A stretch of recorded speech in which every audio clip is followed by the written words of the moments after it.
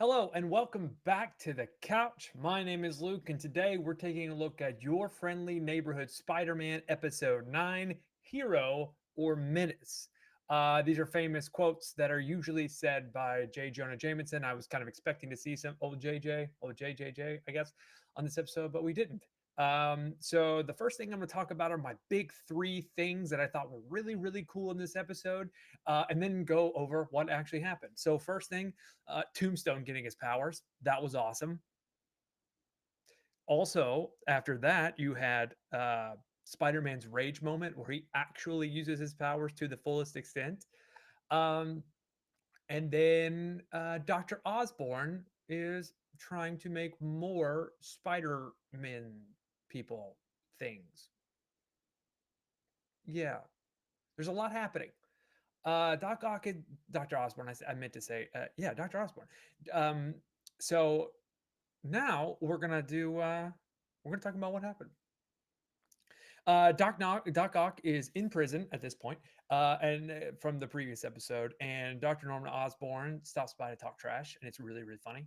And they kind of talk trash to each other, which is pretty interesting and actually exactly what I needed. We don't often get villains talking to each other in a series like this for kids. So it's really, really cool to hear their character interactions and it not include or be about Spider Man, which I thought was really, really cool. Um, their banter's hilarious and they're just talking trash. Nico and Pearl are hanging out on the street, and it cuts to Nico and Pearl hanging on the street while the 110 is getting ready to try to apprehend some of Doc Ock's stuff while it's being transported from his warehouse to Norman Osborn's facility. And of course, Lonnie doesn't want them to do it, but they go about doing it anyway. And when they show up and they stop the truck, they're about to steal the stuff. They just stopped the cops, they just stopped the truck, and the 110's about to steal the stuff. And then the Scorpions show up with Matt Gargan. So a gang war breaks out, right? And Matt Gargan's doing all these things. In the meantime, while the 110 tries to stop the truck, it almost hits Nico. And guess who shows up? Our friendly neighborhood Spider Man in his new red and blue suit, which looks great, by the way. I think it looks great on him. He's a little bit small, but that just might be me because I love the 90s cartoon where he's like a little bit bigger, but whatever. He's Spider Man. He's the man. So um, Spider Man saves Nico, whisks her away, comes back to the scene, and Matt Gargan shows up and he's sort of strutting around and he's about to unalive the boss of the 110s. And so the boss of the 110 is saved by Spider Man, and then he vacates the area. He gets scared and runs away because I guess he faces his own mortality and doesn't realize the kind of hurt he's doing to people, and he takes off. So all that's left of the 110s is Lonnie and his boys. But then Spider Man is trying to fight Scorpion again, and oh, in this moment we see the spider sense for the first time. The spider sense. I forgot. That's a cool moment too. But then, yeah, we have a fight between Spider-Man and the Scorpion, and it goes about the same as the fight before. It doesn't seem like Spider-Man's learned a whole lot. And in the meantime, Lonnie's trying to break into the truck to get some of the tech, so he can help the 110s defeat the Scorpion gang. And he does, and he accidentally knocks over a vial and breathes it in, and he he appears later in the fight with,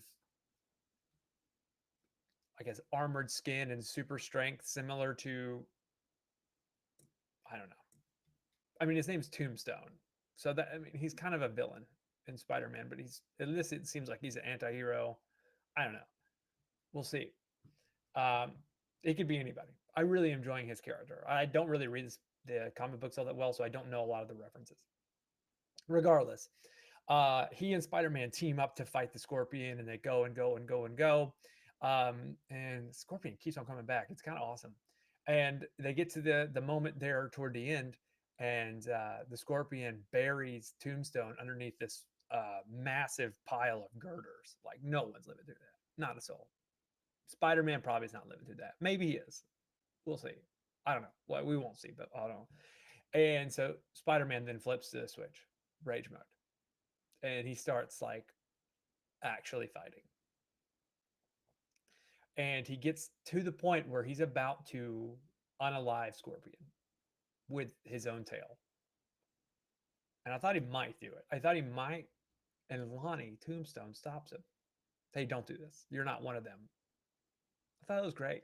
I thought it was really, really great. Really great. And that's the most of the episode. I mean, that's like 15 minutes of the 22, 23-minute episode. It's really just that scene. It's a great lesson to learn. It's action packed. It's fun. There's a great tackle actually of one of the 110 tackles the Scorpion Girl with the two knives. It's a pretty good tackle. He's trying to save his quarterback. I appreciate that. That's a pretty cool like football reference. It's kind of funny. But yeah, he stops the Scorpion. The stuff goes back to Oscorp. Everything feels kind of hunky dory.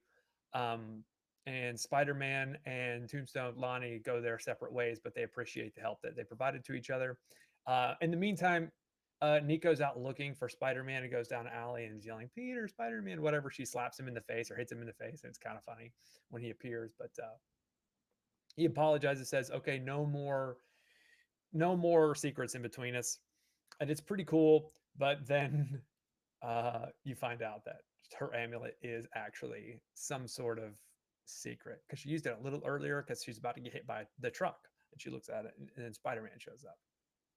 It's like, is she just really lucky? She really lucky? Is that what we're seeing here? I like Nico a lot, and I hope that when she gets powers, it's really cool. But yeah. Then we see then we go back to Oscorp, and Oscorp is sitting there, and they got their like high level scientists who are talking about what they can do with Dr. Octavius's like gear. And at the same time, Harry is sitting in his aunt's place and chatting with his Aunt May about what's going on, or about what's going on television, and gets a call from Mr. Osborne, and they's like, I want to appreciate what you're doing, blah blah blah, and they like have this really heartfelt conversation. Dr. Osborne actually, he's winning me over. He's not totally evil, actually. It's cool that he cares about life, which is cool. Like I thought it was gonna be a completely switcheroo. He's manipulating Spider-Man 100%, but he actually cares. He's just selfish and prideful, and cares way too much about respect, obviously. So he's just not the mentor that Spider-Man needs, but he's the mentor Spider-Man deserves. Thank you, The Dark Knight. And so it's pretty good that Osborn has a conversation with a scientist after he gets off the phone with Peter, and they are all talking about the renewable energy source that Peter and Dr. Connors are creating. They're talking about all this other stuff that they've sort of dissected and figured out. And then that you find out that Dr. Osborn is trying to use the vial of blood he got from Peter to enhance humans with other animal DNA, including spiders, to try to create more of these enhanced people. It's going to be super cool. I can't wait for episode 10, actually. I'm going to throw it on in a minute. But yeah, that's all I got. I mean, I think this one plus the next one are a two-parter. I'll be interested to see who like the villain of the week is in the next episode, if there is one. Uh, but yeah, all in all, great episode. Great episode. Um, Look, if you like our content, feel free to subscribe, like, and subscribe, share with your friends, and let us know what you thought was the best part of the episode. Anyway, appreciate your time. And if you made it all the way to the end, I'll catch you next time. Later.